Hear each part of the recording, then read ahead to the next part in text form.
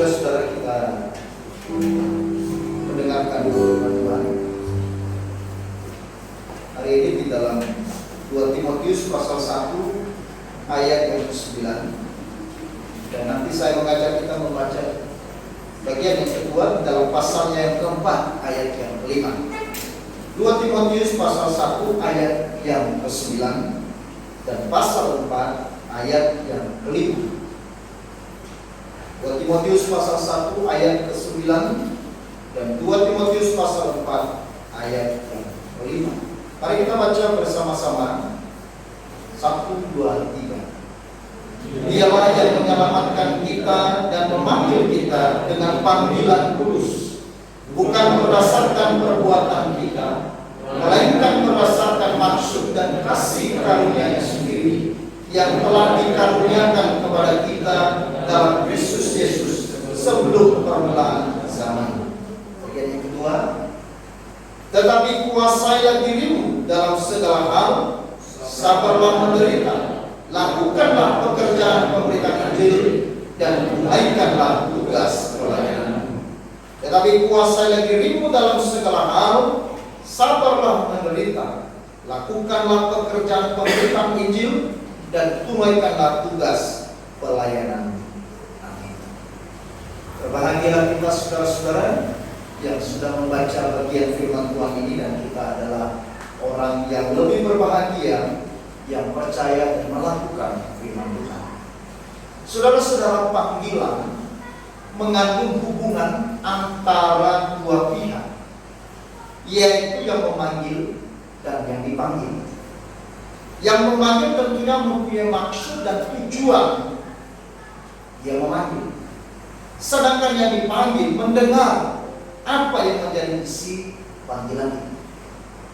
Saudara, seperti yang kita sudah ketahui bersama, panggilan Allah kepada Abraham di dalam Kejadian pasal 12 ayat 1 dan ayat yang kedua, saya coba bacakan kepada kita. Berfirmanlah Tuhan kepada Abraham, pergilah dari negerimu dan dari sanak saudaramu dan dari rumah bapamu ini ke negeri yang akan kutunjukkan kepadamu. Aku akan membuat engkau menjadi bangsa yang besar dan memberkati engkau serta membuat namamu masyhur, dan engkau akan menjadi berkat.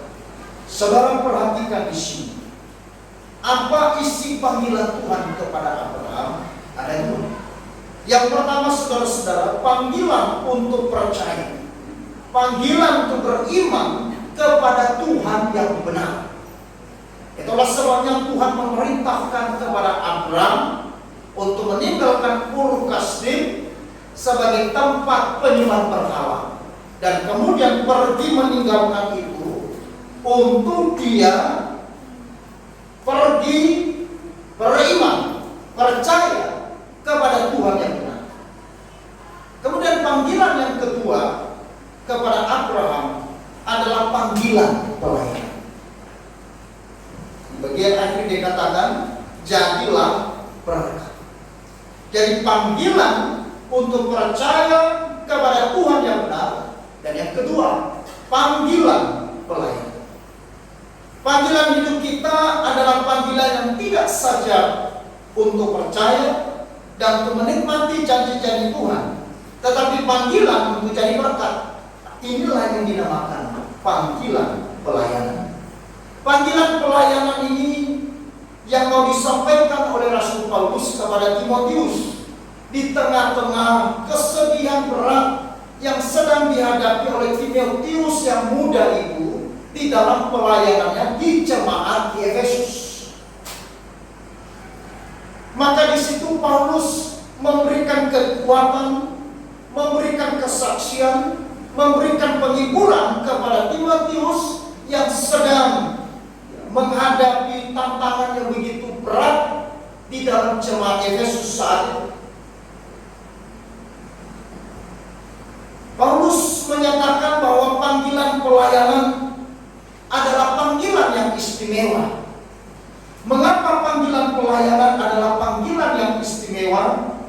Karena panggilan itu bukan karena manusia dan juga bukan oleh manusia, melainkan oleh Yesus Kristus.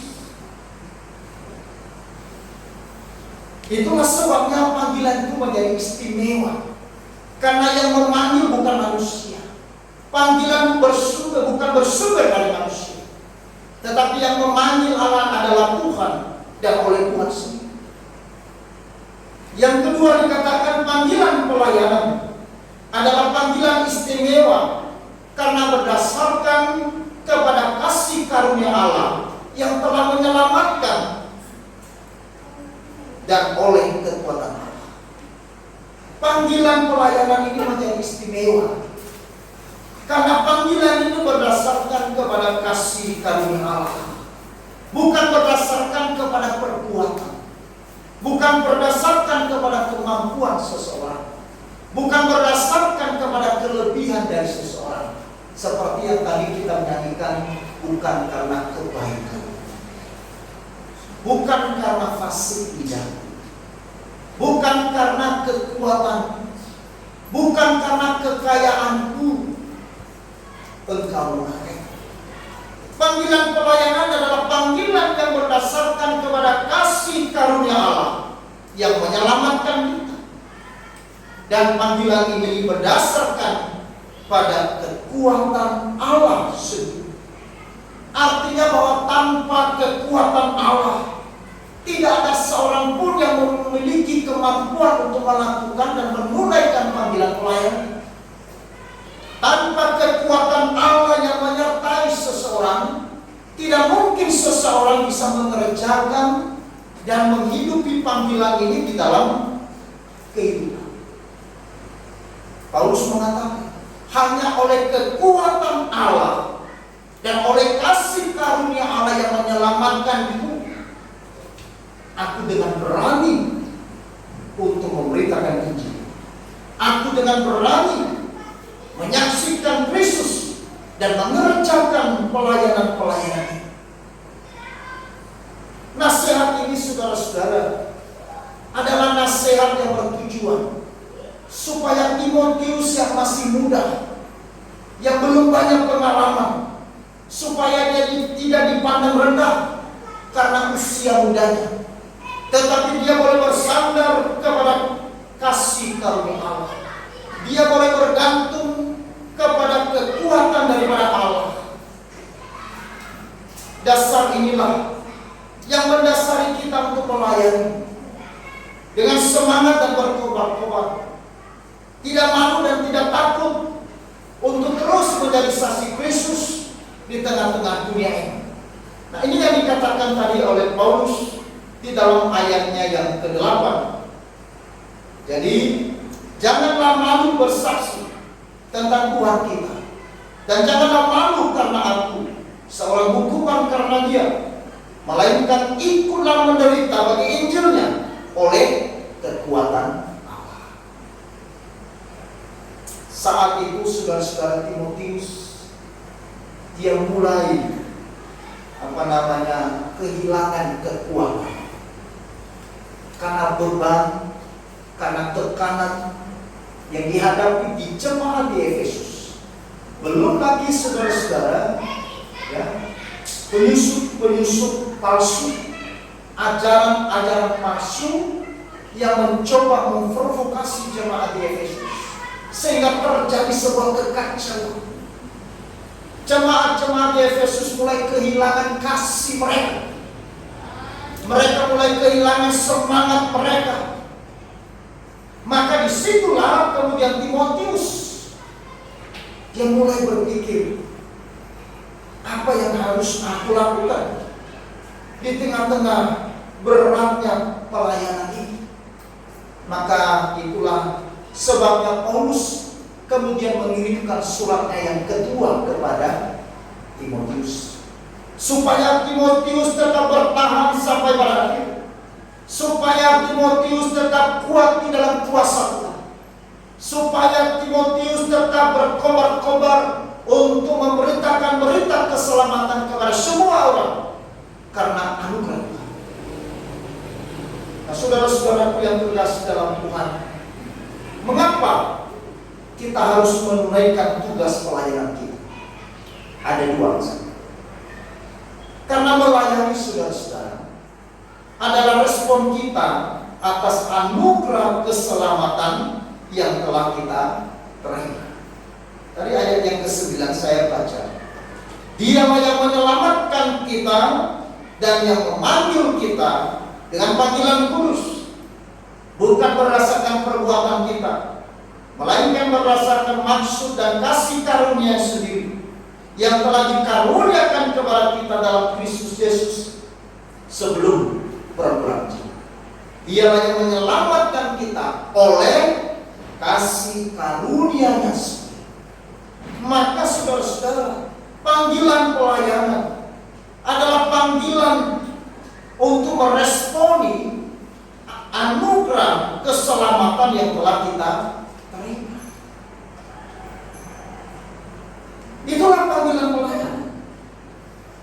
Maka wajib hukumnya saudara-saudara bahwa setiap orang yang telah diselamatkan, setiap orang yang telah menerima kasih karunia dari Yesus Kristus, dia harus menunaikan panggilan pelayanan. Dia tidak hanya dipanggil untuk percaya, untuk beriman kepada Kristus. Orang Kristen tidak hanya dipanggil untuk menerima berkat, menerima anugerah, atau menerima janji-janji Allah, tetapi orang Kristen dipanggil untuk melayani Tuhan. Amin.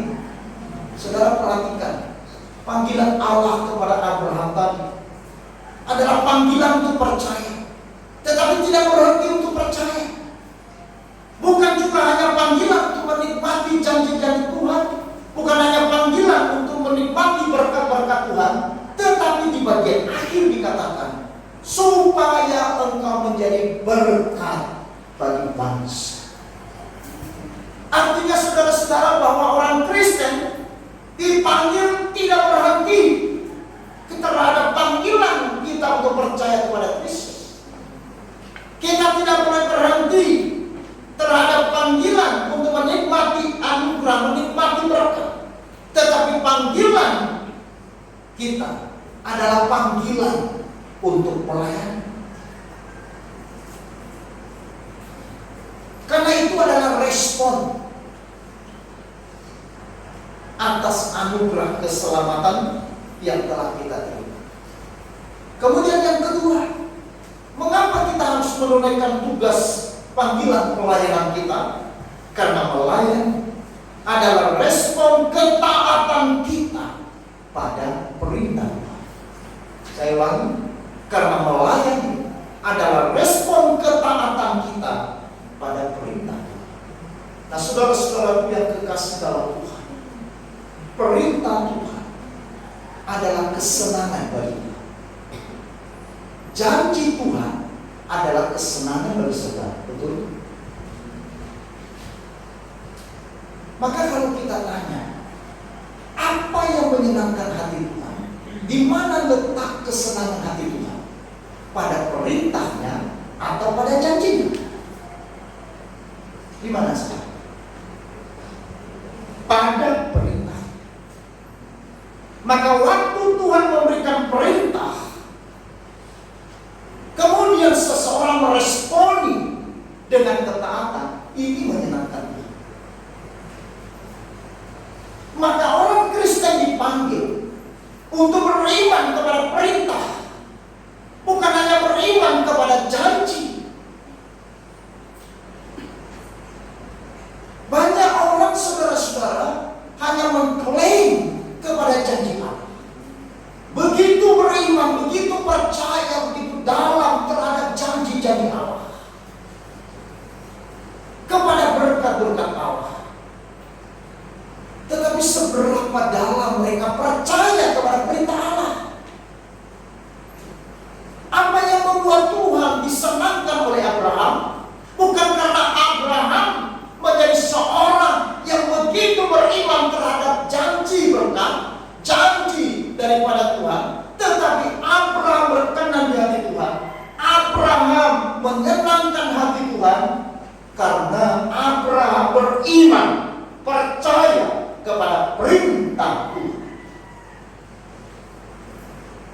Saudara-saudara, hari-hari ini orang Kristen digeser kepada iman kepada janji, digeser kepada iman kepada berkat, sehingga pengajaran-pengajaran gereja hari ini hanya melulu kepada janji Allah, hanya melulu kepada berkat-berkat Allah. Saudara-saudara,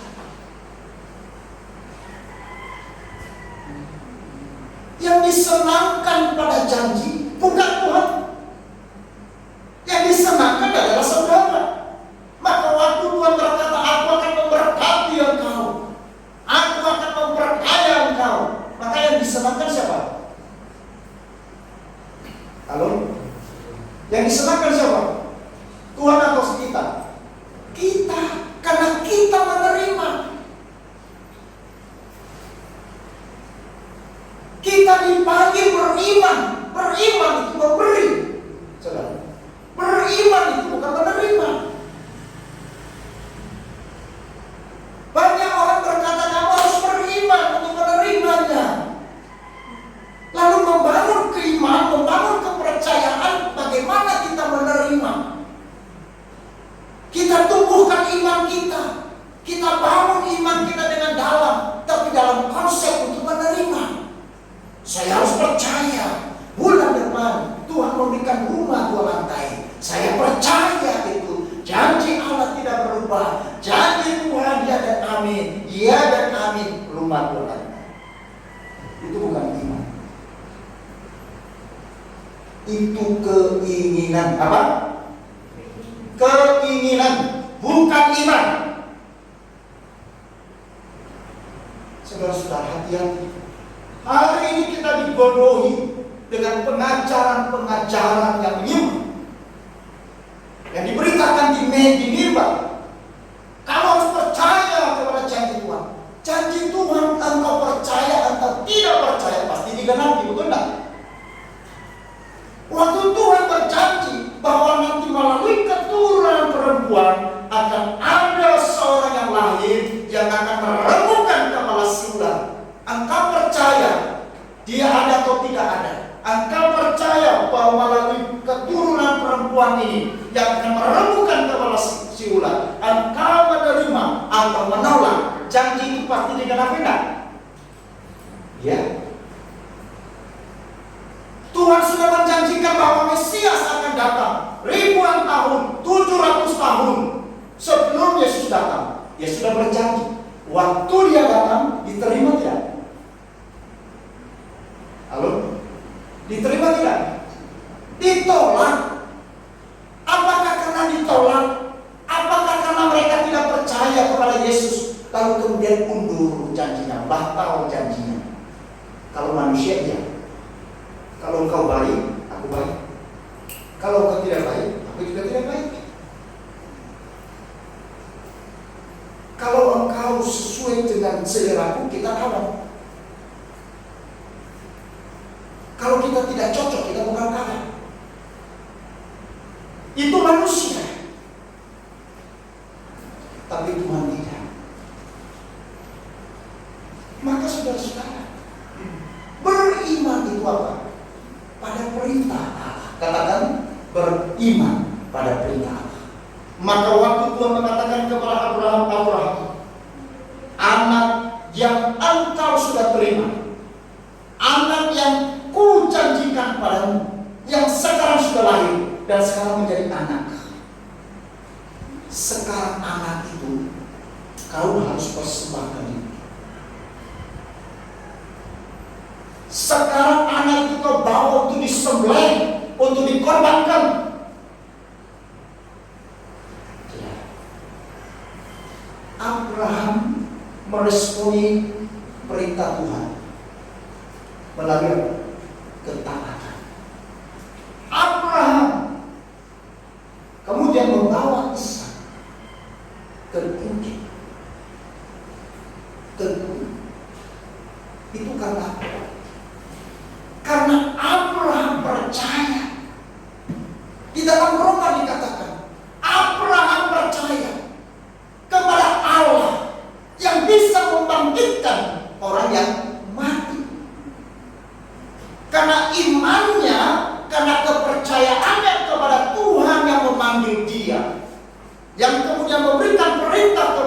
Dan perintah itu dia percaya, dia meyakini perintah itu. Lalu dia melakukan. Padahal saudara, perintahnya berat kan? Kenapa kita begitu sulit mengimani perintah Tuhan? Karena kita lebih mengedepankan perasaan manusia kita. Kita lebih mengedepankan kedagingan kita. Seandainya Abraham mengedepankan perasaannya dia, kira-kira dia bisa taat pada Tuhan? Tidak. Teganya kau Tuhan. Ini anak satu-satunya, anak yang saya tunggu-tunggu, anak juga yang kau beri, anak yang kau janjikan, sekarang kau ambil. Abraham dikenal sebagai orang yang beriman, dan iman adalah iman yang berkenan kepada Tuhan, iman yang memuliakan Tuhan, karena dia percaya kepada perintah Tuhan. Saudara-saudara, maka hari ini mari kita mau belajar menjadi orang Kristen yang tidak hanya percaya kepada janji Tuhan. Jangan hanya percaya janji-janji Tuhan terus dan minta janji-janji Tuhan terus, tetapi engkau harus percaya kepada perintah Tuhan. Waktu Tuhan engkau perintahkan sesuatu yang sulit, sesuatu yang tidak masuk akal, sesuatu yang tidak rasional menurut manusia, engkau harus percaya. Itu perintah yang membawa kemuliaan. Itu namanya baru iman. Baru saudara disebut orang beriman. Kalau saudara hanya percaya, saya percaya janji Tuhan memberkatiku, itu bukan iman. Itu keinginanmu. Saya percaya Tuhan akan memperkayaku, itu keinginan. Janji Tuhan, saudara-saudara, engkau percaya, engkau yakin atau tidak? Kalau ia sudah berjanji, itu pasti digenapi. Karena janjinya adalah janji yang setia. Maka melayani adalah respon kita terhadap perintah Tuhan.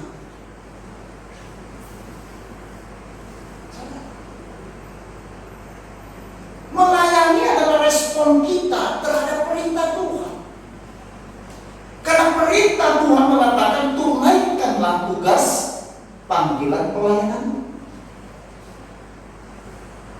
Karena aku memanggilmu, aku menyelamatkanmu, aku memberi hidup bagimu, yaitu hidup yang kekal, untuk melayani, untuk mengerjakan perbuatan-perbuatan yang baik yang Allah persiapkan sebelumnya. Itu sangat jelas. Paulus jelaskan di dalam Efesus pasal 2 ayat 8, ayat 9 dan ayat yang 10. Saya coba bacakan. Efesus pasal 2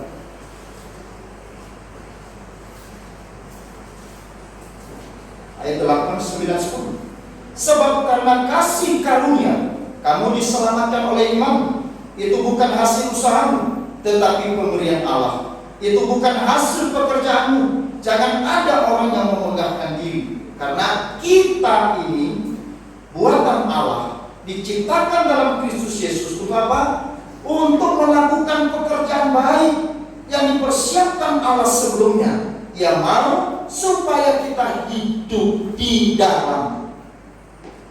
Panggilan kita bukan hanya panggilan untuk diselamatkan, tetapi panggilan untuk mengerjakan pekerjaan baik yang dipersiapkan Allah. Makanya siapakah yang bisa menekan tugas panggilan Tuhan? Hanya mereka yang terpanggil untuk diselamatkan. Tuhan tidak pernah perintahkan kepada orang yang tidak dipanggil, yang orang yang tidak diselamatkan. Paulus berbicara Di sini kepada Timotius, kepada jemaat di Efesus, kamu adalah orang-orang yang sudah diselamatkan oleh Kristus Yesus berdasarkan kasih karunia, bukan berdasarkan perbuatan, bukan berdasarkan kebaikan, tetapi oleh kasih karunia Allah. Nah, kalau sekarang kamu sudah diselamatkan, kamu sudah hidupkan kembali, lalu keselamatan yang engkau miliki, keselamatan yang dikaruniakan kepadamu, itu diperuntukkan apa? Mengerjakan apa yang menjadi misi dari Tuhan. Saudara-saudara, tadi saya sudah katakan di awal, yaitu bahwa panggilan itu mengandung hubungan antara dua pihak, yaitu yang memanggil dan yang dipanggil. Yang memanggil tentunya ada maksud dan tujuan. Tuhan menyelamatkan kita karena ada maksud dan tujuan. Tuhan memilih kita karena ada maksud dan tujuan. Yesus mati di atas kayu salib karena ada maksud dan tujuan. Supaya apa? Supaya mereka yang diselamatkan olehnya, kemudian mereka menjadi orang-orang yang mewujud nyatakan misi Tuhan ke dalam dunia. Makanya Paulus tadi katakan, jangan kamu malu Timotius, dan jangan kamu takut terhadap mereka. Beritakanlah Injil, saksikanlah Kristus kebenaran Allah, sekalipun mereka menolak, sekalipun mereka dunia tidak menerima. Tetapi panggilan adalah panggilan memberitakan kebenaran. Saudara-saudara, hidup adalah memenuhi panggilan pelayanan. Hidupku adalah memenuhi panggilan pelayanan kita. Saudara-saudara, sebenarnya panggilan pelayanan kita itu sementara. Masing-masing kita berbeda.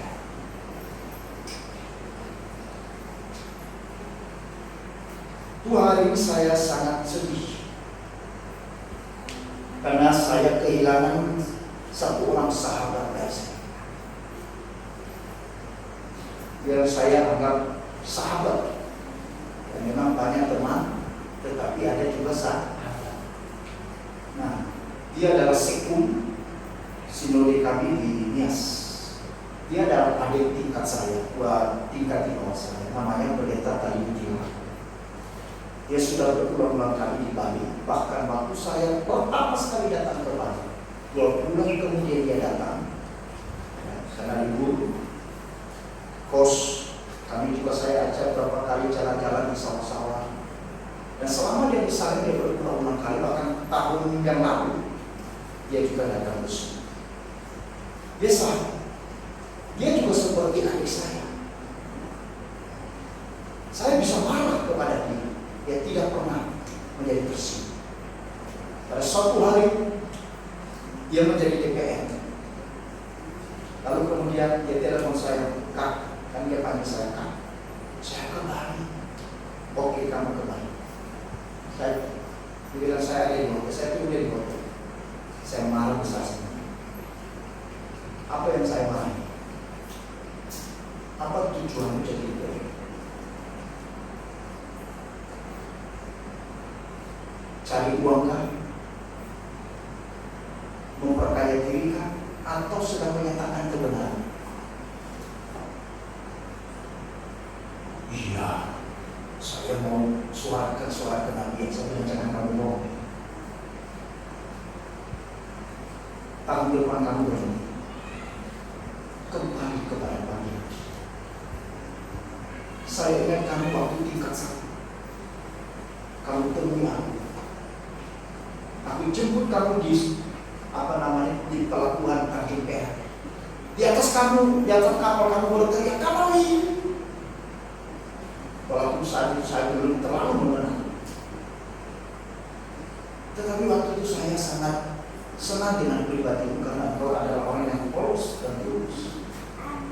Tapi saya heran ketika kau pulang ke Nias, kenapa engkau menyimpang? Lalu di hotel saudara ikut kegiatan menangis. Saya terpaksa. Saya bilang, kamu tidak usah bertanya. Memang dia punya pengaruh ini sekarang.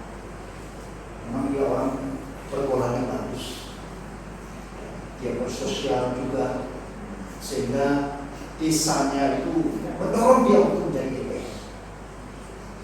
Saya bilang baik, tetapi Anda tahu harga untuk berpolitik itu harganya tinggi. Puji Tuhan, akhirnya waktu kemarin dia tidak nyalek lagi. Saya telepon dia, kamu nyalek? Nah. Sekarang kembali ke diri. Akhirnya dia melayani ini baik. Lalu diangkat jadi sekjen. Kamis kemarin, pagi-pagi saya WA dia. Selamat ulang tahun adik, sahabat. Terus melayani Tuhan selagi ada kesempatan. Biarlah engkau dipakai menjadi alat yang lebih baik untuk dunia. Dia jawab saya, ya kan. Amin, terima kasih. Minggu kemarin, ya, hari Kamis, kemudian minggu sebelum Kamis itu pulang dari gereja jam 9 jam 10 malam, kami juga lagi biar kita bilang begitu. Tapi saudara, apa yang terjadi? Hari Kamis 29 Oktober dia mau ulang tahun. Paginya jam 9 saya ucapkan ulang tahun. Lalu jam 7 malam sampai jam 9 mereka merayakan ulang tahunnya di rumah dengan keluarganya. Potong kue, dia suapin anak-anak, suapin istri. Setelah semua beres-beres dia masuk kamar dengan istrinya. Lalu kemudian dikatakan sama istrinya, ini foto-foto ini yang ada di HP itu saya kirim ke kamu ya. Nanti kamu yang share kan? Aneh. Kamu yang share, bagikan ke Facebook. Waktu itu istrinya pikir, ngapain? Kan dia dalam HP-nya, kenapa bukan? Tapi waktu itu dia bilang, saya kirim sekarang ke kamu. Kamu yang share. Mereka duduk di tempat itu. Dia sudah masuk kamar, istrinya juga sudah masuk. Istrinya lalu kirim postingan. Tidak lama kemudian dia bilang, kalau aku pusing, aku mau pipis. Dia mau turun dari tempat itu, saudara-saudara. Begitu dia ulurkan kakinya, dia langsung pingsan dan dia berdarah. Istrinya lari ke ruang tamu, panggil keluarga. Lalu kemudian mereka masuk. Maunya mereka bawa ke rumah sakit. Tetapi waktu istrinya kembali ke kamar, ternyata dia sudah kabur. Sudah meninggal. Tidak lagi ke rumah sakit. Hidup ini sih. Nah, hari ini saya bersyukur. Saya bisa bertemu dengan dia beberapa tahun yang lalu sebelum dia pemilu. Mungkin waktu itu menyinggung perasaannya. Kalimat saya mungkin menyinggung karena saya marah. Kamu DPR cari uang. Bukan karena menyuarakan kebenaran. Omong kosong. Tapi dia tidak bisa melawan saya. Tapi saya tahu mungkin sakit hati. Tetapi karena saya adalah saya, maka saya bersyukur. Seandainya saya tidak katakan itu, mungkin dia sudah lagi periode ini.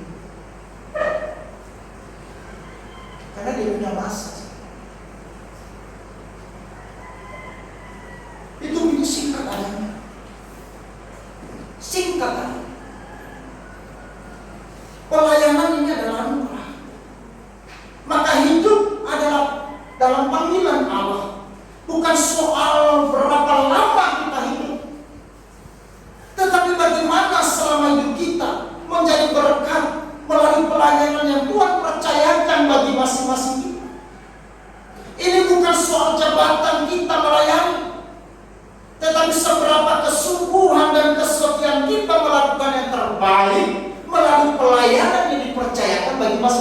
kita. Panggilan pelayanan bukan supaya kita beroleh pujian, tapi supaya Kristus di dalam kita dipuji dan dimuliakan dalam hidup kita dan pelayanan kita. Panggilan pelayanan bukan soal menerima berkat dalam pelayanan, tetapi menjadi berkat melalui pelayanan kita. Amin. Hidup untuk melayani, bukan melayani untuk hidup.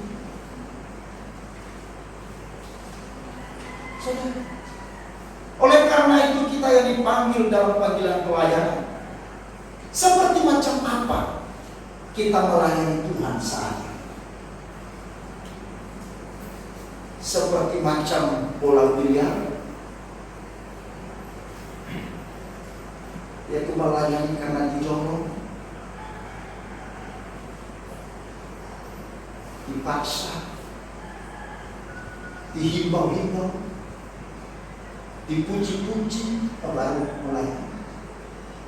Seperti bola biliar, kalau tidak ditolak, dia tidak lagi. Atau seperti macam perahu layar,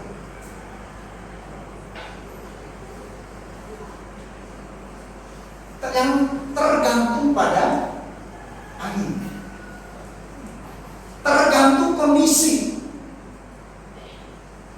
Kalau kondisinya enak, kondisinya nyaman, kondisi saya baik, nah saya melayani itu. Kalau tidak kondisinya baik, ini namanya macam perahu.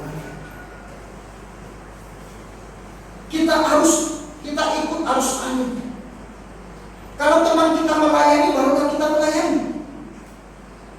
Kalau teman kita mundur, kita juga mundur.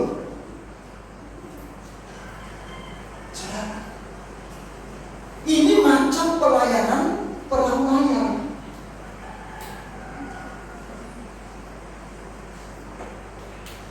Ataukah saudara melayani seperti jam dinding?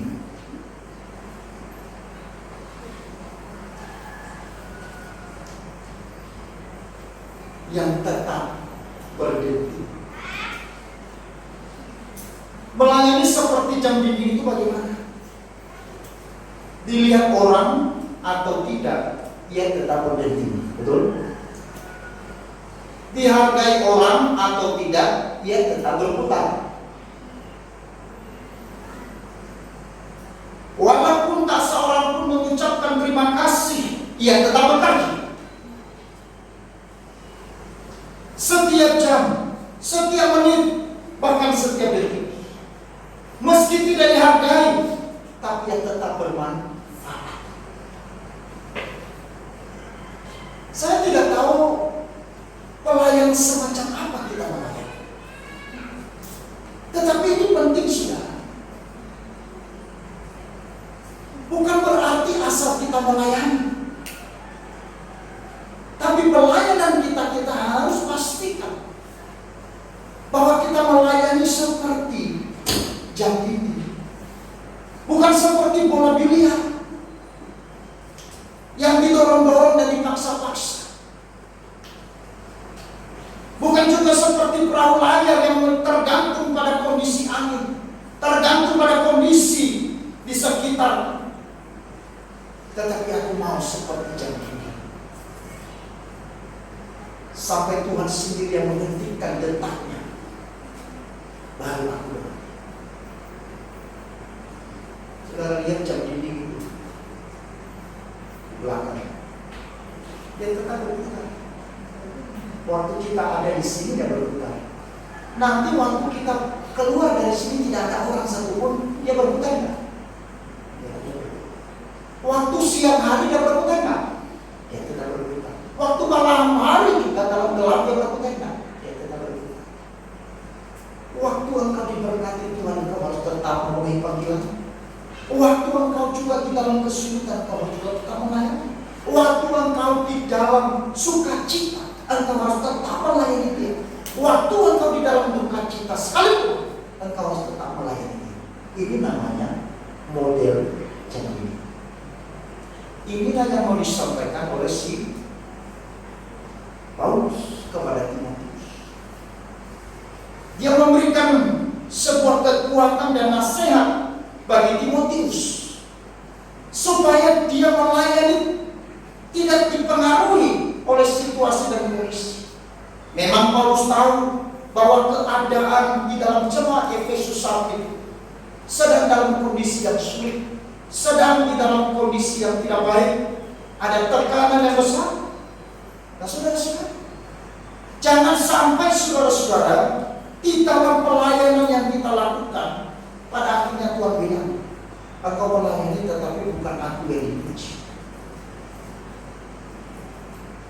Engkau melayani dengan begitu bersemangat, tetapi dirimu yang ditinggikan,